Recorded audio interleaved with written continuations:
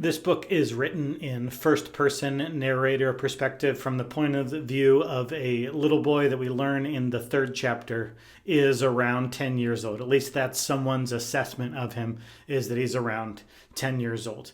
Now, speaking of the third chapter of the book, that's as far as I've read, so it is completely impossible for me to do any spoilers as I have not read the book. I have merely read the first 3 chapters of the book. But speaking directly to chapter 1, there are 3 main characters. The I, who we later learn is a boy named Ingram, who is about 10 years old, his mother, and his father. There's 3 not main characters, it seems like. There's a woman at the school board building. There is there are 2 men who work for the bank. And then finally, there's a 7th character mentioned, and that is a possible brother. So the setting, I'm not sure. We learn in the third chapter of the book as well that we're somewhere outside of Houston, Texas.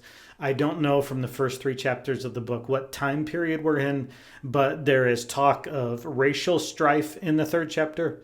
There are automobiles in all 3 of the first 3 chapters, so my guess is 20th century by some of the dialect and some of the things mentioned. I just have a gut feeling that we're talking 1950s, 1960s America.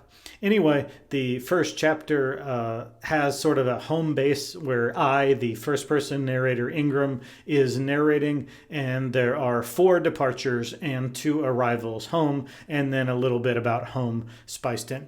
So first of all, home, it seems like Ingram is in the country, and he grows up with dogs and pigs and chickens and a horse, and he has a distant, aloof father, and his only memories of his father are how big he is and how long his strides are, and the look from the back of him because neither of them made eye contact, and how his hat sat on his head again after he walked by him. So the first departure of 4 in this chapter has to do with his dad walking to town. For a little boy to walk to town and back was an entire day, so I'm assuming it's miles away, and Dad walks to town. First, he walks to town with a dog who goes in the street and dies from his lack of safety, and then the second dog is able to stay behind him. So I am really hoping that the first dog is not some sort of foreshadowing as Ingram takes a road trip. Again, no spoilers as I've only read the first 3 chapters again. The second departure, after the dad going to town with 2 different dogs, the second departure is Ingram goes with the dad, and he's never seen a place like this. He's never seen houses so close together. He's never seen people put together so well, dressed up so nicely, and he's never seen the size of buildings, as we'll later learn is probably some sort of school district office. And Louis C.K. has a very clever line talking about his dad going in the building through the glass doors of the school district, that it's like the brick building is eating them, as the doors are almost imagined as the mouth of this beast or this monster. So Ingram goes and he doesn't know what's going on, but later learns that his dad is in talking with a woman about Ingram going to school, but all he's getting is a bunch of no's because the bus does not stop anywhere near their house, so that makes it an impossibility as they have no vehicle and the walking is too far. And so the first trip is the dad going with the dogs, and the second departure from home is the rejection by the school board. Then the first arrival back at home are 2 men in a car. Both men are in gray suits and black shoes. One of them is bearded, one of them is barefaced. But what they're there about is they're representatives from the bank, and they're there to make some sort of threat of foreclosure. You can kind of figure out rather easily. So in reaction to this first arrival by the 2 men from the bank, the father wants to slaughter all the edible animals and he wants to sell all the sellable animals. And so he tells the mom what to do. She retorts, but we don't have any wood chopped to make the bacon. We don't have any wood chopped to cook the pork. And the father acts like she wasn't talking. And now come this third departure. Each of the first three departures are the father, but this time this is a departure for good. So he leaves on the horse, purportedly to sell the horse. The dog follows him just like it does in the first departure, but he never returns. So 3 departures and 1 arrival so far. Then after the father leaves, a second arrival, and it's the same car and the same 2 men from the bank, but now they don't even do the courtesy of getting out of the car. They just roll the windows down and say to Ingram, tell your mom 2 more days.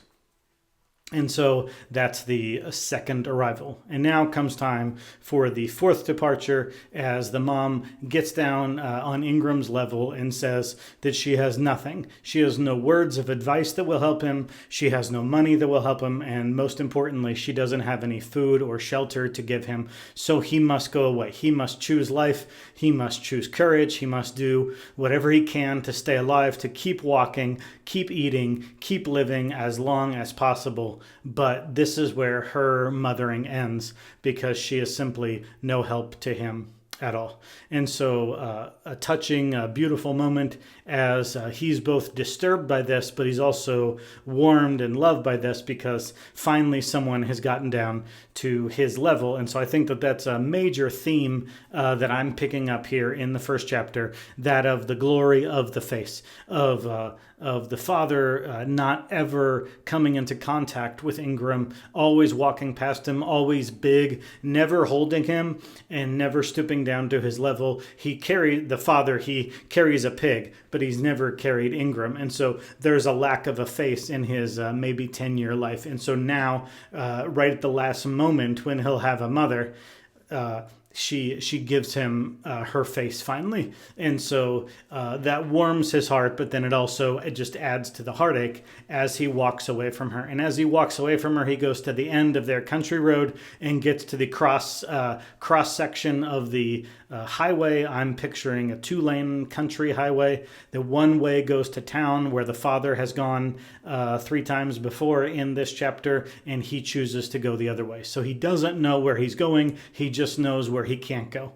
He can't go back, because the back represents nothingness and eviction and squalor and starving to death. And he certainly is not going to go to town, because that represents everything that he's afraid of. So that only leaves one direction, at least as far as the road will take him, the opposite way of the town.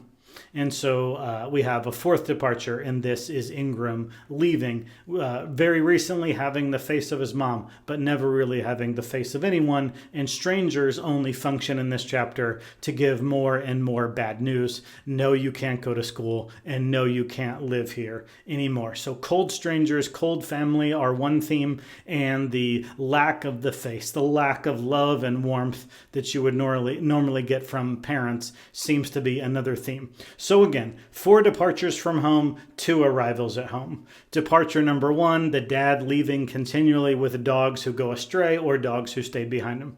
Departure number 2, Ingram going with the father to the town to see about being picked up via bus to go to school. Departure number 3 is when his dad leaves and never returns. Departure number 4 is when he leaves and goes the opposite direction of his home and of the town. The 2 arrivals are the 2 men from the bank who only care to pass on the message of an eviction.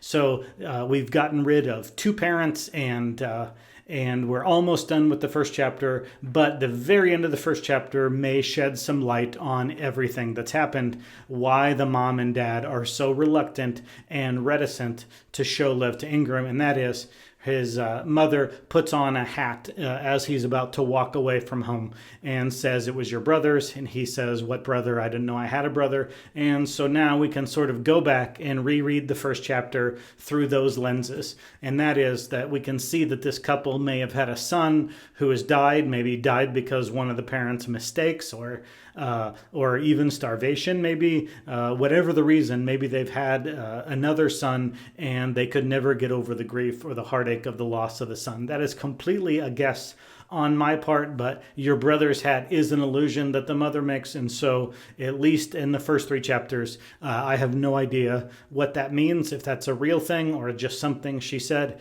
but that would make a lot of sense out of their behavior, that they were so grief stricken that they never got over the loss of Ingram's older brother, unnamed.